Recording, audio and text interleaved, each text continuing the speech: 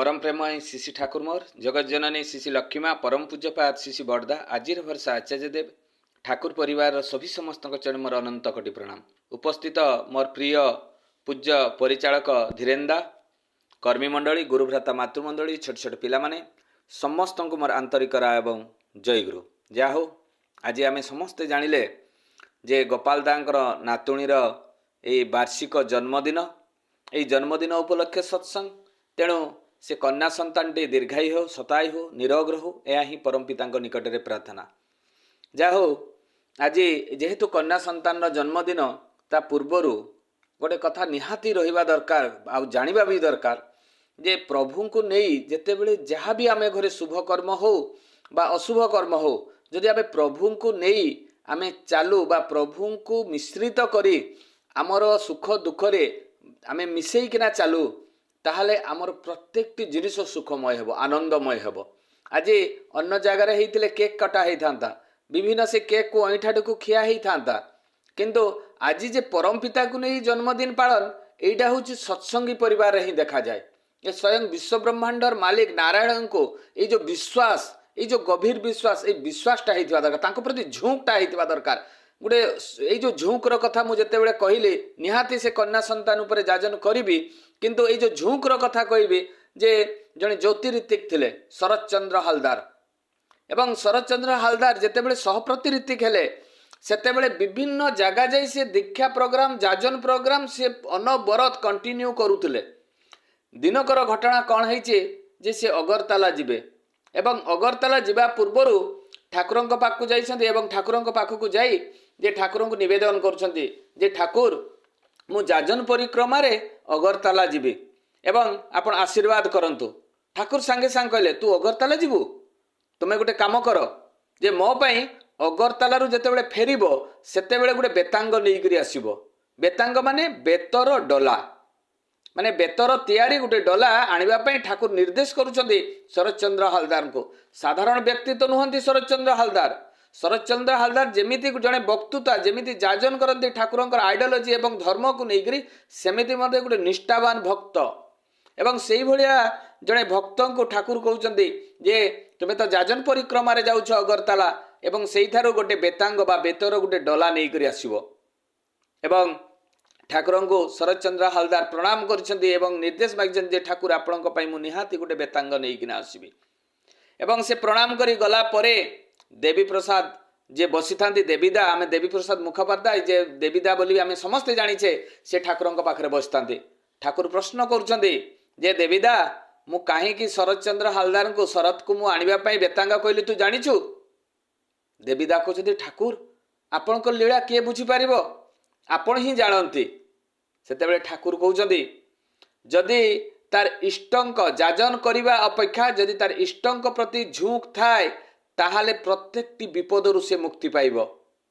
जे कोनोसी भी व्यक्ति माने ये जो ठाकुर लीला भितर ये जो ठाकुर गोटे शब्द कहीदेले जे जाजन करिबा अपेक्षा जाजन रो प्रलोभन अपेक्षा तार जदि इष्ट निर्देश को से पालन करे बा ठाकुर कहिथिबा जो कथाटा को जदि से पालन करती शरत चंद्र हालदार ताहले ताको जीवन रे दुख विपत्ति आसीबो नहीं। खाली एईटा उदाहरण जे से शरत चंद्र दादा को ता नुहे एटा प्रत्येकटी मनुष्य प्रति जेतेबेले जेतेबेले आश्रम रु निर्देश आसे जहाँ भी निर्देश आसे से जो इष्ट कर्मटा बा इष्टंक प्रति झुंकटा आमर हेइथिबा दरकार ताहले आमर विपद आपद जेते जहाँ होना कहीं से मुक्ति करे। आज जो डीपी वर्क तो सही जिनसटा जे इष्टंकर निर्देश आचार्य देवकर निर्देश से ही निर्देशटा को आम झुंक करके चलवा। आज आग को उत्सव मान अच्छी ये उत्सव मान जिते अच्छी से उत्सव प्रति आम झुंक टिके देखा ए टिके झुंक देखिए आमर केते विराट जन कल्याण हो।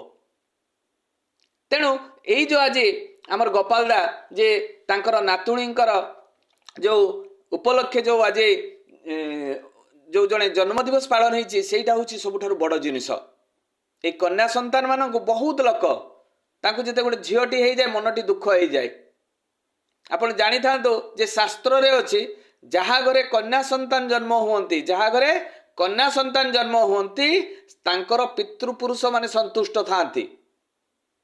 आउ पुत्र संतान जोठी जन्म हुए ତାଙ୍କର ପିତୃପୁରୁଷ ମାନଙ୍କୁ ସନ୍ତୁଷ୍ଟ କରିବା ପାଇଁ ସେଇ ପିଲାମାନେ ଜନ୍ମ ହୁଅନ୍ତି, ପୁଅ ପିଲାମାନେ, ଏବଂ ସେଇମାନେ ପିଣ୍ଡଦାନ କରନ୍ତି ଏବଂ ପିଣ୍ଡଦାନ କରିବା ଦେଇ ତାଙ୍କର ପିତୃପୁରୁଷ ସନ୍ତୁଷ୍ଟ ହୁଅନ୍ତି ଏବଂ ମୁକ୍ତି ପାଆନ୍ତି।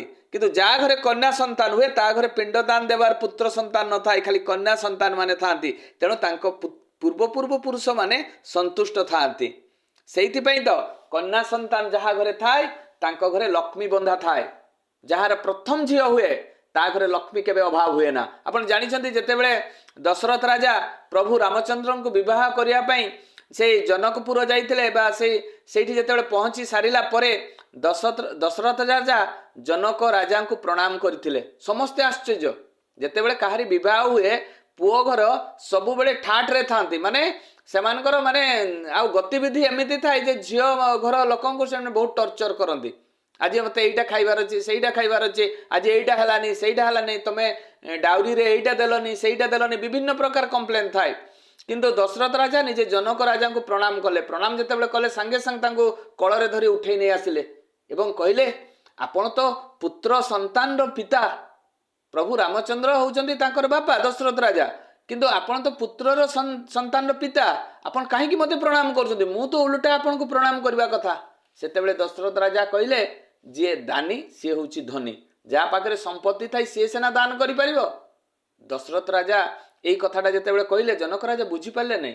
କହିଲେ, ଆପଣଙ୍କ କନ୍ୟାକୁ ଆମ ଘରକୁ ଦାନ କରୁଛନ୍ତି, ଯେହେତୁ ଆପଣ ଦାନ କରୁଛନ୍ତି ଆପଣ ହେଲେ ଦାନୀ, ମୁଁ ହେଉଛି ଗ୍ରହଣ କରୁଛି, ମୁଁ ତାଙ୍କୁ ନେଇକିନା ଯାଉଛି, ତେଣୁ ଆପଣଙ୍କ ସାମ୍ନାରେ ମୁଁ ଭିକାରୀ। ତେଣୁ ଆପଣ ଯେହେତୁ ଦାନୀ, ମୁଁ ଆପଣଙ୍କ ଝିଅକୁ ମୋ ଘରକୁ ବୋହୂ କରି ନେଉଛି, ତେଣୁ ଆପଣ ହେଉଛନ୍ତି ଶ୍ରେଷ୍ଠ। ମାନେ ଚିନ୍ତା କରନ୍ତୁ, ଗୋଟେ କନ୍ୟା ସନ୍ତାନ ପ୍ରତି ଦଶରଥ ରାଜାଙ୍କର କିଭଳି ପ୍ରେମ ଥିଲା। ସେ ସମୟରେ ଠାକୁର ଯେତେବେଳେ ନରଲୀଳା କରୁଥିଲେ ସେ ସମୟରେ ଝିଅମାନଙ୍କର ଶିକ୍ଷା ଉପରେ ଠାକୁର ବହୁତ ଗୁରୁତ୍ୱ ଦେଇଥିଲେ। ଝିଅ ପିଲାମାନେ ଯଦି ଶିକ୍ଷିତ ହୁଅନ୍ତି ପିତୃକୁଳ ଏବଂ ମାତୃକୁଳ ଦୁଇଟା କୂଳର ଉନ୍ନତି ହୋଇଥାଏ। ଯେତେବେଳେ ଝିଅ ପିଲା ଶିକ୍ଷିତ ହୁଏ ତାର ଯେଉଁ ସନ୍ତାନ ହୁଏ ତା ଗର୍ଭରୁ ଯେଉଁ ସନ୍ତାନ ମାନେ ହୁଅନ୍ତି ତାର ପଢ଼େଇବା, ପିଇବା, ଖାଇବା, ପିଇବା, ଶ୍ୱଶୁର ଘରର ଯାବତୀୟ ସବୁ ଜିନିଷ ଶୃଙ୍ଖଳିତ ହୋଇ ଉଠେ ଏବଂ ସେ କିଭଳି ତାର ଜ୍ଞାନ ଥାଏ, ଜ୍ଞାନ ଏତେ ଥାଏ ଯେ ସେ ଜ୍ଞାନ ବଳରେ ତା ପରିବାର କେମିତି ସୁଖ ଶାନ୍ତିରେ ରହିବ, ଆନନ୍ଦରେ ରହିବ ଏବଂ ନିରୋଗ ରହିବ, ତାର ପ୍ରୋସେସ ଏ ଶିକ୍ଷିତ ନାରୀଟି ହିଁ ଜାଣିଥାଏ। ତେଣୁ ଗୋଟେ ନାରୀ ଶିକ୍ଷିତ ହେବାର ବହୁତ ଆବଶ୍ୟକତା ରହିଛି। ଗୋଟେ ପରିବାର ଶୃଙ୍ଖଳିତ ପାଇଁ ଶିକ୍ଷିତ ହେବାର ବହୁତ ଆବଶ୍ୟକତା ରହିଛି। ସେ ସମୟରେ ଠାକୁର ଯେତେବେଳେ ନରଲୀଳା କରୁଥିଲେ ସେ ସମୟରେ ବହୁତ PhD, MPhil, MA ପାସ୍ କରିଥିବା ବହୁତ ଝିଅ ସେ ଆଶ୍ରମରେ ରହୁଥିଲେ। ଆମର ଶୈଳବାଳା ମାଙ୍କର ଝିଅ, କାଳୀଷଷ୍ଠୀ ମାଙ୍କର ଝିଅ, ଏଇଭଳିଆ ସୁଶୀଳା ମାଙ୍କ ଝିଅ, ଏମାନେ ବହୁତ ଜଣ ଝିଅ ପିଲା ଥିଲେ ଯେଉଁମାନେ କି ସେମାନେ ଯେ MA, MPhil, PhD କରିଥିଲେ। ଠାକୁର ନାରୀମାନଙ୍କ ଶିକ୍ଷା ଉପରେ ବହୁତ ଗୁରୁତ୍ୱ ଦେଇଥିଲେ। ସେମାନେ ଶିକ୍ଷିତ ହେଲେ ମା କୂଳ ଏବଂ ଶ୍ୱଶୁର କୂଳ ଦୁଇ ଜଣ ଯାକ କୂଳ ସେମାନେ ଉନ୍ନତି କରିଥାନ୍ତି। ତେଣୁ ଦେଖନ୍ତୁ ନାରୀର ଶିକ୍ଷା ଉପରେ ଠାକୁରଙ୍କର ପ୍ରାଧାନ୍ୟ କେତେ ଥିଲା। ନାରୀମାନଙ୍କୁ ସବୁବେଳେ ସମ୍ମାନ କରିଥାଏ। ଆଜି ପୁରୁଷ ଏବଂ ନାରୀ ଭିତରେ କିଛି ତୁଳନା ନାହିଁ, ଗୋଟେ ହିଁ ତୁଳନା, ସେ ପୁରୁଷ, ଇଏ ହେଲା ନାରୀ। ନହେଲେ କାର୍ଯ୍ୟ ପୁରୁଷ ଯାହା କରିପାରୁଛି ଆଜି ନାରୀ ମଧ୍ୟ ତାହା କରିପାରେ। କିନ୍ତୁ ନାରୀ ସୀମା ଭିତରେ, ଠାକୁର ଯେଉଁ କହିଛନ୍ତି ନାରୀ ସୀମା ଭିତରେ ରହି କାର୍ଯ୍ୟ କରିଲେ ଭଲ, ନାରୀର ନାରୀତ୍ୱତା ଯେମିତି ନଷ୍ଟ ନ ହୁଏ, এইটা ସବୁବେଳେ ଲକ୍ଷ୍ୟ ରହିବା ଦରକାର। ତେଣୁ ଏଇ ଯେଉଁ ଗର୍ଭକୁ ଏଇଭଳିଆ ଦେବ ସନ୍ତାନ, ଆଜି ଯେଉଁ ଗୋପାଳଦା ତାଙ୍କର ପୁଅର ଝିଅ ବା ନାତୁଣୀର ଆଜି ଯେଉଁ ଜନ୍ମଦିନ, ଏଇଭଳିଆ ଦେବ ସନ୍ତାନ ମାନେ ଆସନ୍ତି କେମିତି? ଯଦି ଆମେ ଦେବ ସନ୍ତାନର ଆଲୋଚନା କରୁ ତାହେଲେ ଆମେ ମାତା ମନମୋହିନୀ କଥା ନିହାତି ଆଲୋଚନା କରିବାର ଆବଶ୍ୟକତା ରହିଛି। ମାତା ମନମୋହିନୀ ଦେବୀ କେମିତି ଥିଲେ ଯେ ତାଙ୍କ ଗର୍ଭକୁ ଦେବତା ସ୍ୱୟଂ ବିଶ୍ୱ ବ୍ରହ୍ମାଣ୍ଡର ମାଲିକ ଶ୍ରୀ ଠାକୁର ଅନୁକୂଳ ଚନ୍ଦ୍ର ତାଙ୍କ ଗର୍ଭକୁ ଆସିଲେ। এইটা আমার আজি আলোচনা করিবার বহুত আবশ্যকতা রয়েছে। মাতা মনমোহিনী দেবী এবং তাঙ্ক পরিবার সাত্বিক আহার করুলে, সমস্তে সাত্বিক আহার করুলে। 8 বর্ষ বয়সরে তাঙ্কর দিদি মাঙ্কু সে বারম্বার জিদ কলে যে মু ঠাকুরঙ্ক পূজা করিবি, মানে ঠাকুরঙ্ক প্রতি ভক্তি, রাধা মাধবঙ্ক প্রতি ভক্তি মাতা মনমোহিনী দেবীঙ্কর ছোট বেলু ଥିଲା। ছোট বেলু সে মাটির মূর্তি তৈরি পূজা করুলে। যেতেবেলে 8 বর্ষ হলা তাঙ্ক দিদি মা কহিলে তু দীক্ষা নেলে যাইকরি তু মো ঘরে পূজা করিপারিবু। এবং 8 বর্ষরে যেতেবেলে সে মন্ত্র পাই কাহা পাখরু দীক্ষা নেবে ভাবিলে সেতেবেলে সে স্বপ্নাদেশরে পাইলে সেই মন্ত্র এবং সেই মন্ত্রটিকে শুদ্ধিকরণ করিলে জনে ব্রাহ্মণ এবং সেই মন্ত্র বলরে সেই দীক্ষা নেলা পরে সে সেই রাধা মাধবঙ্কর স্নেহ, শ্রদ্ধা, প্রেম, ভক্তি এবং আরাধনা এভলিয়া করিলে जे तांको गर्भको जेतेबेले तांकर संतान आसिला से तांकर गुरु हजूर महाराजଙ୍କ निर्देश रे से जेतेबेले से निजे देखि पारिथिले तांकर चाली चलन आचार व्यवहार खाद्य पेयरु माता मनमोहिनी दिनकर गर्भको देवता माने आसीबे बोली कि ना ऑलरेडी हजूर महाराज आगरु देखि पारिथिले काहेकि जणे नारीर जहा भूषण ताहा माता मनमोहिनी देवी पाखरे सबु गुडाक थिला तेणु तो तांको गर्भ को आसिले जेमिति उदाहरण मु देबा पई चाहे जे जानकीनाथ बोस एवं प्रभावती देवी अपन जानकीनाथ बोस एवं प्रभावती देवी तांको गर्भ को केमिति 14टा देव संतान आसिले 7टा झियो एवं 7टा पुओ से गुरुंकर दीक्षा नैथिले आ तांकर गुरु थिले श्री ठाकुर अनुकूल चंद्र एवं प्रभावती देवी एवं जानकीनाथ बोस एभलिया निष्ठावान भक्त थिले जे तांकर आश्चर्यजनक जेतेबेले पावना हिमायतपुर मंदिर तैयारी हैला से मंदिर तैयारी हेबा समय रे प्रभावती देवी निज मुंडरे से माटी एवं इटा गुडी बाली सब बोही थिले तांको घरे एते एजुकेटेड एते शिक्षित एते बड़ बड़ ऑफिसर थाउ थाउ गुरुंको सेवा निज हाथ रे कले सत्यानुसरण रे सेहिति पई लिखि दैछन्ति श्री ठाकुर अनुकूल चंद्र निज हाथ रे गुरु सेवा कले अहंकार पतला हुए आमे कोन करू मंदिर को गले ऑर्डर दो हे एटा सफाईनी सेटा सफाईनी एटा करा हेनी कहा द्वारा सफा करबा ए लोक डाक ये डाक से डाक किंतु प्रभावती देवी जेतेबेले आश्रम तैयारी होतला निज मुंडरे से बाली सिमेंट इटा बोही किना करतिले काम एवं जदि आमे प्रभावती देवी चरित्र चलन चिंतन आमे जदि आलोचना करिबा सुशील बसु जाइतिले तांको देखा करिया पई रेवती मोहन विश्वास भी जाइतिले केष्टदा भी जाइतिले पंचानंदा भी जाइतिले तांको घर को एवं सेइथिरे जेतेबेले सेमने जाई देखंती जे प्रभावती देवी चरित्र चलन चिंतन केमिति तांको गर्भरु ए देवता माने जन्म हेले बा देव संतान माने जन्म हेले से देखंती जाइकिना जे प्रभावती देवी दिनकर घटना कोन हिची प्रभावती देवी बसी थांती छात उपरे एवं से समय सुशीलदा जाइकर जेतेबेले पहुंचंती तांको सहित आलाप आलोचना हुए हठात प्रभावती देवी तल को पळै आसंती आसी सारिला पर किछि डेरी पर पुणी से ऊपर को जाते से सुशीलदा पचारती जे माँ आपण जाइतिले कुआडे से कहले जे मो स्वामी आसतिले तांकु वर्तमान से खाइबा पीबा देली तांकर जहा दरकार मु जगैली एवं तापरे आपनको पाखु आसिले ये आश्चर्य हो गले कहले कोनोसी शब्द नहीं कोनोसी डाकरा नहीं हठात ये केमिति जानि पारिले यही प्रश्नटा प्रभावती देवी को जेतेबेले पचारले जे माँ आपण केमिति जानिले आपनको स्वामी आछंती बोली किना सेतेबेले कहले मु तांको सहित ट्रेनिंग अछि तांको मु बहुत भला पाए एवं तांकर केतेबेले कोन कोठी हुए मते सबु जिनसटा जणा जेतेबेले तांकर जहा जहा आवश्यकता प्रत्येकटी जिनिस मु सठिक भाबरे करिया पई चेष्टा करे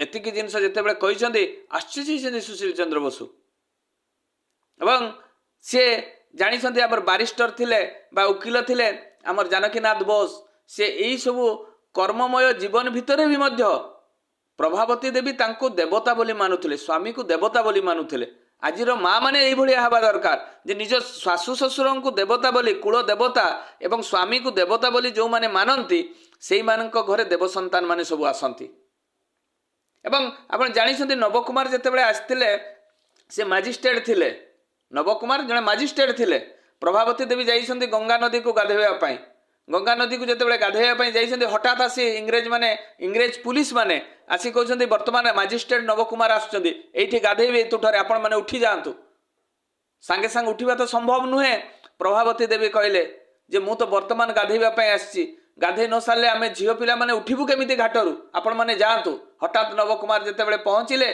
सेतेबेले पचाले माँ माने आपण मान को कुहागला जे आपण माने घाटरू उठिकिना जांतु आपण उठिकिना गले नहीं काहेकि सेतेबेले प्रभावती देवी पचारछंती आपनका ना कोन सेतेबेले से कहले मोर ना होची नवकुमार आपण कोन करंती से कहले मु मजिस्ट्रेट प्रभावती देवी कहले जे मो घरे 8टा मजिस्ट्रेट प्रत्येक दिन मो घरे मोर पाद घसंती 8टा मजिस्ट्रेट आश्चर्य होई गले नवकुमार आश्चर्य होई गले पचारले जे आपण कहारो माँ सेतेबेले कहले मो पुअर ना होची सुभाष चंद्र बोस सेदिन घाटरे आ गाधेलेनी सीधा नवकुमार पळैले ताले चिंता करंतु एई देव संतान माने आसिले केमिति 8 जण मजिस्ट्रेट प्रभावती देवी गर्भरु जन्म हेले केमिति ठाकुरंकर आइडियोलॉजीटा को से पालन करथिले तेणु ठाकुरंकर आइडियोलॉजी हिसाब रे गोटे नारी जदि ता गर्भरु देव संतान हुए ताहले किपरि हेबो विवाह पूर्वरु से दीक्षा नेबा आवश्यकता रहिछि सस्तैनी दीक्षा नेबा भी आवश्यकता रहिछि एवं शारीरिक मानसिक एवं आध्यात्मिक सदाचार पालन करुथबा दरकार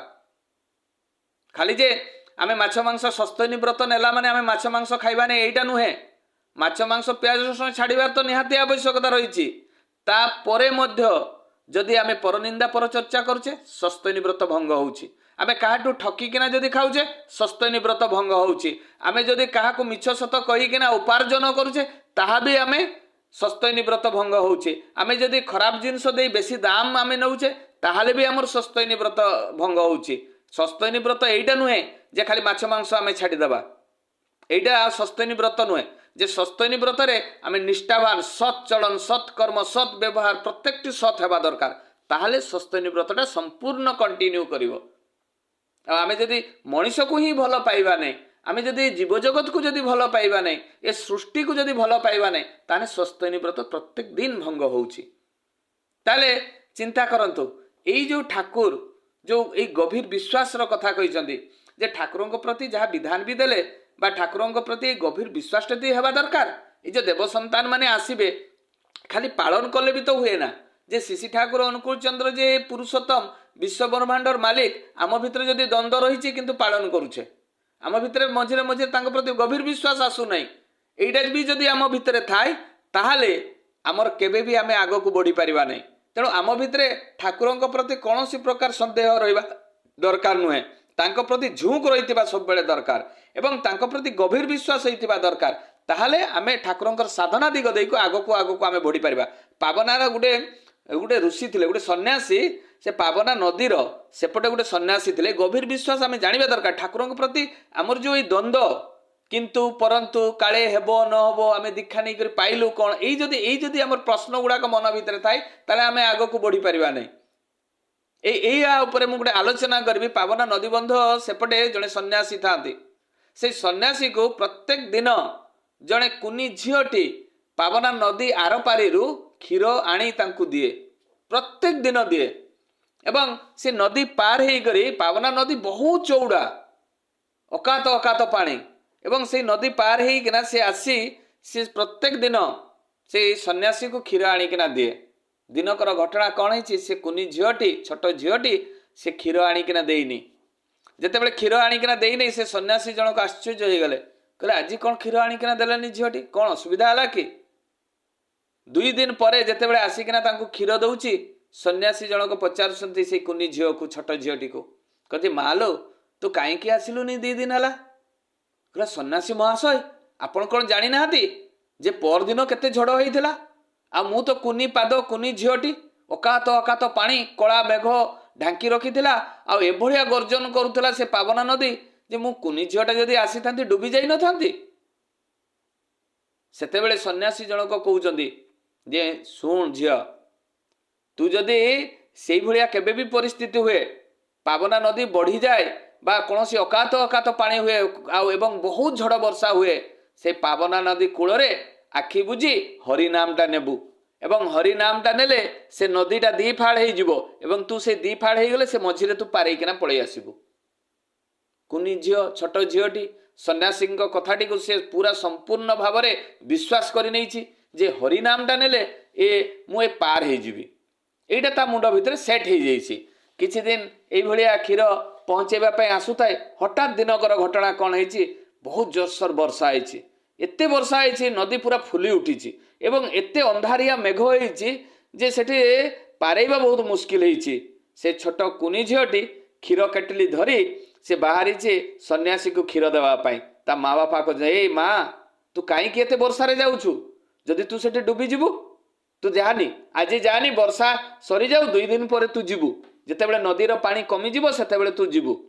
କହିଲେ ନାଇଁ ମା, ସେଦିନ ନା ଯେତେବେଳେ ମୁଁ ସନ୍ନ୍ୟାସୀକୁ କ୍ଷୀର ନେଇକିନା ଗଲିନି, ସନ୍ନ୍ୟାସୀ କହିଲେ ତୁ ନଦୀ କୂଳକୁ ଆସିବୁ, ସେ କୂଳରେ ଯେଉଁ ପାଣି ଉପରେ ଠିଆ ହେବୁ, ଠିଆ ହେଇ ଆଖି ବୁଜିବୁ ଏବଂ ହରିନାଁଟା ନେବୁ, ଦେଖିବୁ ସେ ନଦୀ 2 ଫାଳ ହେଇଯିବ ଏବଂ ତୁ ପାରେଇ ଯିବୁ। ମା ବାପା କହୁଛନ୍ତି ସନ୍ନ୍ୟାସୀ କଥା ଠିକ, ହରିନାମ ନେଲେ ତୁ ପାରେଇ ଯିବୁ, କିନ୍ତୁ ଏ ଅକାତ ପାଣିରେ ତୋର ସେତିକି ସାଧନା ନାହିଁ ଯେ ତୁ ପାରେଇ ଯିବୁ, ଏଇଟା ବୋଧେ ମିଛ କଥା, ତୁ ଯା ନା। କିନ୍ତୁ ସେ କୁନି ଝିଅଟି ମାନିବା ପାଇଁ ରାଜି ନୁହେଁ ବାପା ମାଙ୍କ କଥା। ସେ କହିଲା ମା ହରିନାମ ନେଲେ ପାର ହେଇଯିବି, ମୁଁ ଯାଉଛି।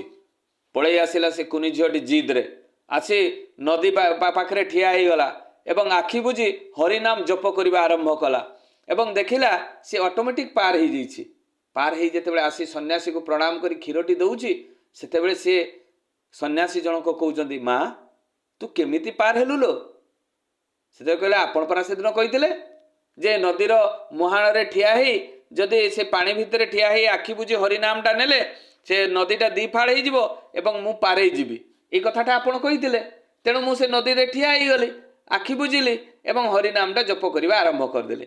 ଏଇ ହରିନାମ ଜପ କରୁ କରୁ କରୁ କରୁ ଦେଖାଗଲା ଯେ ମୁଁ ପାର ହେଇଯାଇଛି କେତେବେଳେ ମୁଁ ଜାଣିପାରିଲିନି।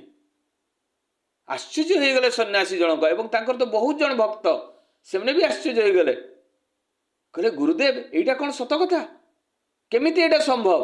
ଏତେ ଅକାତ ଅକାତ ପାଣି, ଆମେ ତ ହରିନାମ ନେଇକରି ଯାଉ, କାଇଁ ଆମେ ତ ପାରେଇ ପାରୁନା?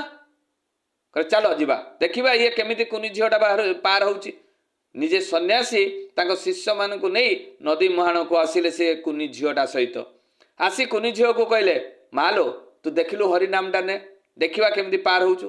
ସେ କୁନି ଝିଅଟା ସେ ପାଣି ଉପରେ ଠିଆ ହେଲା, ଆଖି ବୁଜିଲା ଯେମିତି ଏବଂ ହରିନାମଟା ପ୍ରବଳ ମାତ୍ରାରେ ଜପ କଲା। ଜପ କରୁ କରୁ ଧୀରେ ଧୀରେ ଯେମିତି ପାଦ ବଢ଼େଇଛି ଭାସି ଭାସି ଯାଇ ସେପଟେ ପାରେଇ ଯାଇଛି। ଯେତେବେଳେ ପାରେଇ ଗଲା ସେତେବେଳେ ଏଇ ସନ୍ନ୍ୟାସୀ ଜଣକ ଆଶ୍ଚର୍ଯ୍ୟ ହେଇଗଲେ। କହିଲେ ଏଇଟା ତ ସତ କଥା, ଏ କୁନି ଝିଅଟେ ପାରେଇ ଗଲା, ଏଇଟା କେମିତି ସମ୍ଭବ ହେଲା? ମୁଁ ଟିକେ ଟ୍ରାଏ କରେ, ମୁଁ ବି ତ ବହୁତ ଦିନ ହେଲା ସାଧନା କରିଛି, ମୁଁ ବି ଟିକେ ଟ୍ରାଏ କରେ। ସିଏ ପାଣି ଭିତରେ ଠିଆ ହେଲେ, ହରିନାମ ଜପ କଲେ। ହରିନାମ ଜପ କରୁ ଯେତେବେଳେ ଧୀରେ ଧୀରେ ପାଦେ ପାଦେ ଆଗେଇ ଆଗେଇ ଯାଉଛନ୍ତି ଦେଖୁଛନ୍ତି ତାଙ୍କ ଧୋତିଟା ଭିଜିଯିବ। ତେଣୁ ସିଏ କ'ଣ କଲେ, ଧୋତିଟା ଭିଜିଯିବ ମୁଣ୍ଡ ଉପରେ ବାନ୍ଧିଦେଲେ, ଧୋତିଟା ଖୋଲିକିନା ବାନ୍ଧି ଦେଇକରି ଯେତେବେଳେ ପୁଣି ଚାଲିଲେ ହରିନାମ ଜପ କରୁ କରୁ ଅଣ୍ଟାଏ ପାଣି ଯେତେବେଳେ ହେଇଗଲା, ପାଣି ଭୀଷଣ ପ୍ରବଳ ସେ ବଢ଼ି ଆସୁଥାଏ, ସେ ଯେତେବେଳେ ଠେଲିକିନା ଭିତରକୁ ପଶେଇ ଦେଉଥାଏ ସେ ଆଉ ଭୟଭୀତ ହେଇଗଲେ। କହିଲେ ଆଉ ଯାଇ ହେବନି, ମୁଁ ସିଧା ଦୌଡ଼ିକିନା ବାହାରି ପଳେଇ ଆସିଲେ।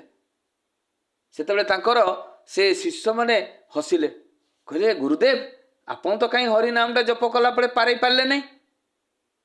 ସେତେବେଳେ ଜଣେ ଭକ୍ତ ସେ ସନ୍ନ୍ୟାସୀକୁ କହୁଛନ୍ତି ଗୁରୁଦେବ ସେ ଝିଅଟିର ଗଭୀର ବିଶ୍ୱାସ ଥିଲା, ହରିଙ୍କ ପ୍ରତି ଭଗବାନଙ୍କ ପ୍ରତି ଗଭୀର ବିଶ୍ୱାସ ଥିଲା। ତେଣୁ ସେ ଭିତରକୁ ଯେତେବେଳେ ପଶିଗଲା ଭାସିକିନା ସେପଟେ ପାରେଇଗଲା। କିନ୍ତୁ ଆପଣଙ୍କ ଭିତରେ ଭଗବାନଙ୍କ ପ୍ରତି ସ୍ୱୟଂ ନାରାୟଣଙ୍କ ପ୍ରତି ବିଶ୍ୱାସ ହିଁ ନାହିଁ, ତେଣୁ ତ ଆପଣ ପଶିପାରିଲେ ନାହିଁ। ଅପମାନିତ ହେଲେ ସନ୍ନ୍ୟାସୀ। ଆମର ବି ସେଇ ଅବସ୍ଥା। ଆମେ ଠାକୁରଙ୍କର ଦୀକ୍ଷା ନେଇଛେ, ଠାକୁରଙ୍କର ବିଧାନ ପାଳନ କରିବା ପାଇଁ ଚେଷ୍ଟା କରୁଛେ, ମଝିରେ ମଝିରେ ଯେତେବେଳେ ବିପଦ ଆପଦ ଆସିଯାଉଛି ସେତେବେଳେ ଆମ ଭିତରେ ରୁକାବଟ ଆସିଯାଉଛି। କାଳେ ସ୍ୱୟଂ ପ୍ରଭୁ ଭଗବାନ କି, କାଳେ ଭଗବାନ ନୁହେଁ, କାଳେ ମୋତେ ବିପଦରୁ ରକ୍ଷା କରିବେ, କାଳେ ବିପଦରୁ ରକ୍ଷା କରିବେ ନାହିଁ, ବିଭିନ୍ନ ପ୍ରକାର ଆମ ଭିତରେ ମନରେ ପ୍ରଶ୍ନ ଆସିଯାଉଛି। ତେଣୁ ତ ଆମେ ଆଗକୁ ବଢ଼ିପାରୁନା, କି ଆଗକୁ ବଢ଼ି ଆମେ ଠାକୁରଙ୍କର ଶରଣାପନ୍ନ ଆମେ ହେଇପାରୁନା। ତେଣୁ ତ ଆମର ଗଭୀର ବିଶ୍ୱାସ ଆଜି ନାହିଁ ବୋଲିକରି ଆମେ ଠାକୁରଙ୍କ ସାଧନା ଦିଗରେ ଆମେ କେବେ ବି ଆଗେଇ ପାରୁନା। ଆମ ଭିତରେ ଠାକୁରଙ୍କୁ ପ୍ରତ୍ୟେକଟି ଦୁଃଖ ବିପତ୍ତି ଅନାଟନ ଆମେ ଭିତରେ ଆଲୋଚନା କରୁନା, ଆମେ ଠାକୁରଙ୍କର ପ୍ରତ୍ୟେକଟି ଜିନିଷ ଆମେ ବୁଝିପାରୁନା। ତେଣୁ ତ ଆମର ସମାଧାନ ହେଇପାରେ ନା। ସେଇଥିପାଇଁ ତ ଯେ ଯେତେବେଳେ ମଣିଷ ଜୀବନରେ ଏଇଭଳିଆ ବି ଗୋଟେ କେତେ ଯେ ଆମର ଗ୍ରହ ଦୋଷ ଦୁଃଖ ବିପତ୍ତି ଅଛି, ପୂର୍ବ ଜନ୍ମର କର୍ମଫଳ ଆମେ ଭୋଗ କରିବା ପାଇଁ ପଡ଼ିବ। ଆମେ ତ ଏଗୁଡ଼ାକ ଜାଣୁନା, କିନ୍ତୁ ଯେତେ ବି ଦୁଃଖ ବିପତ୍ତି ଆସୁ ଯଦି ଆମେ ଠାକୁରଙ୍କୁ ଠିକ୍ ଭାବରେ ଧରିକରି ଚାଲିଥିବା ଏଇ ଦୁଃଖ ଭିତରେ ପୂର୍ବ ଜନ୍ମର କର୍ମଫଳ ମଧ୍ୟ ଖଣ୍ଡନ ହେଇଥାଏ। ସେଇଭଳିଆ ଗୋଟେ ଜୀବନ୍ତ ଉଦାହରଣ ଦେବି। ପୁରୁଲିଆର ଆମର ସତ୍ୟେନ ମହାନ୍ତ ଦାସ ସପ୍ରତି ଋତିକ ଜଣେ, ସେ ଜଣକୁ ଦୀକ୍ଷା ଦେଲେ ଏବଂ ଦୀକ୍ଷା କେମିତି ଦେଲେ ଯେ ସେଇ ଯେଉଁ ପିଲାଟି ଦୀକ୍ଷା ନେଲା ତା ସାଙ୍ଗ ମାଧ୍ୟମରେ ତାଙ୍କ ପାଖକୁ ଆସିଥିଲା ଏବଂ ସେ ସାଙ୍ଗଟି କହିଥିଲା ଯେ ଠାକୁରଙ୍କର ତୁ ଯଦି ଦୀକ୍ଷା ନେଉ ତୋର ଦୁଃଖ ବି ଦୂର ହେବ, ତୁ ଆରାମସେ ରହିବୁ, ତୋ ଭିତରେ ଯେଉଁ ରୋଗ ଶୋକ ରହୁଛି ପ୍ରୋବ୍ଲେମ୍ ରହୁଛି ତୁ ଆଗକୁ ସକ୍ସେସ୍ ହେଇପାରୁନୁ, ତ ଏଇ ଷ୍ଟୁଡେଣ୍ଟ ଲାଇଫ୍ ବି ପୁରା ବେକାର ଚାଲିଗଲା, ତୋର ଜୀବନରେ ଗୁରୁ ନାହାନ୍ତି, ତୁ ଥରେ ନେଇକିନା ଦେଖିବୁ ତୋର ପ୍ରତ୍ୟେକଟି ଜିନିଷ ମଙ୍ଗଳ ହେବ। ଯେତେବେଳେ ସତ୍ୟେନ ଦାଙ୍କ ପାଖକୁ ସେ ପିଲାଟି ଆସିଲା ଦୀକ୍ଷା ନେବା ପାଇଁ, ଦୀକ୍ଷା ନେବା ପୂର୍ବରୁ ସେ ପଚାରିଲା ଯେ ଦାଦା କ'ଣ ଠାକୁର ଅନୁକୂଳ ଚନ୍ଦ୍ର ଭଗବାନ, ସିଏ କ'ଣ ମୋର ଦୁଃଖ ଦୂର କରିଦେଇ ପାରିବେ, ସିଏ କ'ଣ ଦୀକ୍ଷା ନେଲେ ମୋର ସବୁ ମଙ୍ଗଳ ହେବ ବା ମୁଁ ସକ୍ସେସ୍ ହେବି? ସେ କହିଲେ 100% ସକ୍ସେସ୍ ହେବ, କିନ୍ତୁ ଠାକୁରଙ୍କର ବିଧାନଟାକୁ ନିଜ ଜୀବନ ଚରିତ୍ରରେ ପାଳନ କରୁଥିବା ଦରକାର। ତୁମେ ପାଳନ କରିବନି କିଛି ପାଇବ ନାହିଁ, ନା କରେ ଯେ ପେତେ ଚାହିଁ ଦୁଃଖ ତାର ପିଛେ ଯାଏ। ସତ୍ୟେନ ଦା ଦୀକ୍ଷା ଦେଲେ, ଦୀକ୍ଷା ଦେଲା ପରେ ସେ ଆସିବାର କିଛି ଦିନ ପରେ କ'ଣ ହେଇଛି, ସେ ପିଲାଟିର ଆକ୍ସିଡେଣ୍ଟ ହେଇଗଲା। ଆକ୍ସିଡେଣ୍ଟ ହେଇକିନା ଗୋଟେ ଗୋଡ଼ଟା ଭାଙ୍ଗିଗଲା। ଯେତେବେଳେ ଗୋଡ଼ଟି ଭାଙ୍ଗିଗଲା ସେତେବେଳେ ତାକୁ ହସ୍ପିଟାଲ ନେଲା ପରେ ତାର ବ୍ୟାଣ୍ଡେଜ୍ ହେଲା, ପ୍ଲାଷ୍ଟର ହେଲା ଏବଂ ହସ୍ପିଟାଲରେ 7 ଦିନ ରହିଲା। ଏଇ 7 ଦିନ ବେଡ୍ ଭିତରେ ରହିଥିବା ଭିତରେ ସେ ଚିନ୍ତା କରୁଛି ଯେ ମୋ ସାଙ୍ଗଟା ମୋତେ ଦୀକ୍ଷା ଦିଆ କରାଇଲା, ଦୀକ୍ଷା ଦେବାର 7 ଦିନ ବି ଠିକ୍ ଭାବରେ ପୁରୀ ନାହିଁ, मोर एक्सीडेंट हो गला आउ सी जिते तो बहुत बड़ बड़ कथा कहीदेला जे ठाकुर अनुकूल चंद्र दीक्षा ने तोर सबू दुख विपत्ति सबू अनाटन सबू नाश हो तोर ग्रह दोष भी खंडन हो जहाँ भी विपद आपद थी से गुड़ाक सब छोट मोटर सब कटिज कहीं मु दीक्षा नेला कहीं एक्सीडेंट है ठाकुर दीक्षा नेले तो एक्सीडेंट हुए कहीं मोर एक्सीडेंट है ये ठाकुर फाकुर किसी नहीं एटा गोटे बेकार संस्था ये सब फोटो एवं जहाँ मु दीक्षा समय खर्च करी पैसा सबू मागिबी एवं जिते बड़े सी हॉस्पिटल घर को आसला घर आसी सत्येन दा को फोन करछि प्रार्थना सरी थाए से दादा कही दादा आपण मो घर को आसी ये सब फोटो फोटो गुड़ाक नहीं जातु मु दीक्षा नेला परे आपण कौन कही जे दुख विपत्ति अनाटन जहाँ भी आसुना कहीं ठाकुर तुमको रक्षा करेंगे एवं दीक्षा नेले दुख दूर हो ग्रह दोष सब खंडन हे कहले कौन ग्रह दोष खंडन है जो दिन दीक्षा नेली तार 7 दिन भी पूरी नहीं मोर एक्सीडेंट हो गोड़ गोटे भांगीगला कहले आप दीक्षा नेले सब मंगल हम यहाँ तो मोर अमंगल हो गला सेतेबेले सत्येन दा कहले ठीक अच्छे मु दिने जीवी या विषय बसिकिना आलोचना करा कहले आमर आलोचना करिवार किछि नहीं आपण आसंतु जो फोटो गुड़ाक देइथिले से गुड़ाक नहीं जिवे एवं आपण मो पैसाटा को फेरेइबे तो जा भी हो सत्येन दा प्रार्थना सरिला संध्या विनती प्रार्थना सरिला गोटे गुरु भाई सहित घर को बाहरी जीवाई से समय रे कौन है जो भाईटी दीक्षा नहीं थिला से भाईटी घर को जिते जानिले सब बंधु बांधव देखा करने आसुँच घर को एवं घर को जिते आसुँच देखा करने तार कौन है कौन नहीं केमिति एक्सीडेंट है यही सब बुझाबुझी बहुत बंधु बांधव आसिले आसवा जो लगी से समय कौन है से पिलाटी को परिश्रा लगी कहला मुझे जाए बाड़ीटा धरिकिना ये बाड़ीटा धरी धरी जाए एवं परिश्रा कर आसबि घरे तो बहुत बंधु बांधव बाथरूम जाई होनी तेणु से कौन कले से पदा को बाहरी किना से परिश्रा करने गले जितेबाला बगीचा सामने से परिश्रा करुँच हठात गोटे नागसाप गोड़ को चोट मारी बहुत जोरसोर चोट मारी एमती चोट मारी से प्लास्टर टाक कामड़ीकिना धरिकिना रखी से चित्कार कर पकेला कहले साप साप साप मत कामड़ीदेला मारदेला मारदेला जितेबाला से भाईटी पाटी करी से समय बंधु बांधव निज घरे माँ बापा सब दौड़ीकिना आसते आस देखुं तो नागसापटा पिटिकिना मारी नागसापटा को एवं जिते मारी तार तो दांत लगी से प्लास्टर उपरे सांगे सांग से भाईटी को डाक्तरखाना नहीं जाते जिते डाक्तरखाना नहीं सेतेबेले सत्येन दा एवं जड़े गुरु भाई सहित आसी घरे पहुँचला बेलू खबर पाइले जे से भाईटी को सापर चोट बाजी एवं जो गोड़टा तार प्लास्टर होता से प्लास्टर जगार ही बाजी एवं से सापटी नागसाप जिते सत्येन दा जाइकर देखुं से सापटा देखला बेलू बहुत भयंकर विषाक्त साप तापरे गले डाक्तरखाना जिते पहुँची से समय कौन है प्लास्टर खुलाई प्लास्टर खुला होना जिते चेक कराई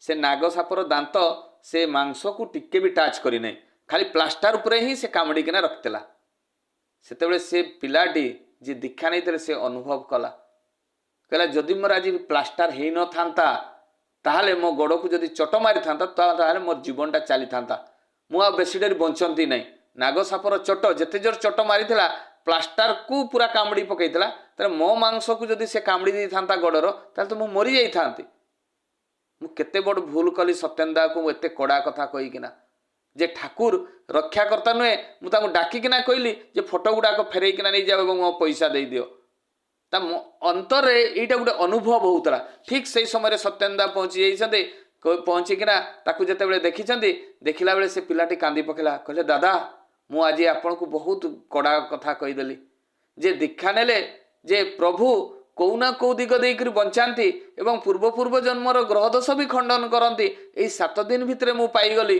किंतु मु एते मो मुंडटा एते खराब हो जाता जिते एक्सीडेंट होता जे दीक्षा नेला परे मोर एक्सीडेंट कहीं है आपण मैंने तो कही जे पूर्व पूर्व जन्मर कर्मफल खंडन हुए दुख दूर हो किंतु मु यही कथाटा भाभी पारि नथिली सत्येन दांको सामने से क्षमा प्रार्थना करथिला एवं कहला मु कंटिन्यू करबी मो जीवन के ठाकुर को मत आज ठाकुर ही रक्षा कर जीवन में ठाकुर को छाड़बी नहीं यही भाया परिस्थिति बहुत लोकंकर आसे आम अनुभव करूना आम जीवन में जिते दुख आसे कहले ठाकुर को धरिक आम दुख आसुची ठाकुर जे आम कर्म करवा देकर आम पूर्व पूर्व जन्मर कर्मफल गुड़ाक खंडन करुँचा आम मुंड भितर पशेना से तो ठाकुर कहले अजपा नाम जिते कली प्रवेश है से प्रश्न होता ଯେ ଏ କଳି ଦାଉରୁ ମଣିଷ ରକ୍ଷା ପାଇବ କେମିତି। ସେତେବେଳେ କଳି ନିଜେ କହିଥିଲେ ଯେ ଯିଏ ଏ ନାମ ଜପ କରୁଥିବ, ଅନବରତ ଅଜପା ନାମ କରୁଥିବ, ସେ ହିଁ ରକ୍ଷା ପାଇବ। କିନ୍ତୁ ଆମେ ଏଇ ନାମଟା ହିଁ କରୁନା। ଆମେ ଏଇ ନାମଟାକୁ ଆମେ ନାମର ମହତ୍ଵ ଜାଣୁନା। ଆମେ ଭାବୁ ଯେ ସତ୍ସଙ୍ଗ କୌଣସି ଗୋଟେ ଅଲଗା ସଂସ୍ଥା। ଏଇ ଯୋଉ ନାମଟି ଆଜି ଯୋଉ ରାଧା ନାମଟି ଆମେ ଜପ କରୁଛେ, ଏ ରାଧା ନାମଟି ଆଜି ପ୍ରେମାନନ୍ଦ ମହାରାଜ ବି ଜପ କରୁଛନ୍ତି, ଅନିରୁଦ୍ଧ ଆଚାର୍ଯ୍ୟ ବି। ଠାକୁର ଏପଟୁ ସେପଟୁ କିଛି ଦେଇନାହାନ୍ତି। ଠାକୁର ଏପଟୁ ସେପଟୁ କିଛି ଦେଇନାହାନ୍ତି। ଆପଣ ଦେଖନ୍ତୁ, ଯେତେବେଳେ ଆମେ ପ୍ରାର୍ଥନା କରୁଛେ କାହାର ନାମ ଜପ କରୁଛେ? ସେ ରାଧାଙ୍କ ନାଁ, କୃଷ୍ଣଙ୍କ ନାଁ, ଗୋବିନ୍ଦଙ୍କ ନାଁ। ଜୟ ରାଧେ ରାଧେ କୃଷ୍ଣ କୃଷ୍ଣ ଗୋବିନ୍ଦ ଗୋବିନ୍ଦ ବୋଲରେ। ତାହେଲେ କାହାର ନାମ? ସେ ରାଧାଙ୍କ ନାଁ, ଗୋବିନ୍ଦଙ୍କ ନାଁ, କୃଷ୍ଣଙ୍କ ନାଁ ଜପ କରୁଛେ। କ'ଣ ସତ୍ସଙ୍ଗ ଅଲଗା ସଂସ୍ଥା? କୌଣସି ଅଲଗା ସଂସ୍ଥା ନୁହେଁ। এই যে চৈতন্য মহাপ্রভু, এই যে হরে কৃষ্ণ কৃষ্ণ কৃষ্ণ হরে হরে, হরে রাম রাম রাম হরে হরে, এই যে মহামন্ত্রটা ଦେଇଛନ୍ତି, এইটা কোଉଠୁ ଦେଇଛନ୍ତି? এই মন্ত্রটা আজ বি সৎসঙ্গে, এই মন্ত্রটা আজ বি সৎসঙ্গে যোଉଠି কেন্দ্র মন্দির বিহার, ଯେଉଁମାନେ ଦେଉଘରକୁ ବି ଯାଇଛନ୍ତି ଦେଖିବେ, ଯେତେବେଳେ ଜୟ ରାଧେ ପ୍ରାର୍ଥନା ସରେ সেই ସମୟରେ ଦେଖିବେ ମାତା ମନମୋହିନୀ ଧାମରୁ এই হরে কৃষ্ণ কৃষ্ণ কৃষ্ণ হরে হরে, হরে রাম রাম রাম হরে হরে, এই সংকীর্তনটা করি করি আসি ঠাকুর প্রণাম করती, বড়মা প্রণাম, বড়দা প্রণাম পরে বড়দা বাড়ি যাতে সমাধি হয়ে রিটার্ন মাতা মনমোহিনী ধামরে দি এন্ড করती। কোন সৎসঙ্গ অলগা সংস্থা? সনাতন ধর্মরে যাহা যাহা সবু রয়েছে প্রত্যেকটি জিনিস পালন হচ্ছে। আপনার দেখুন, গুরু বন্দনা করুছে, যে দীক্ষা নিয়েছেন আজ জগন্নাথଙ୍କ না 2 টাইম নেউଛନ୍ତି, সকালে বি সন্ধ্যারে বি। আপনার দেখুন, যে দীক্ষা নেই না তাଙ୍କ ঘরକୁ যাଆନ୍ତୁ, ଦେଖିବେ ସେମାନେ মা বাপাକୁ প্রণাম କରନ୍ତି ନାହିଁ।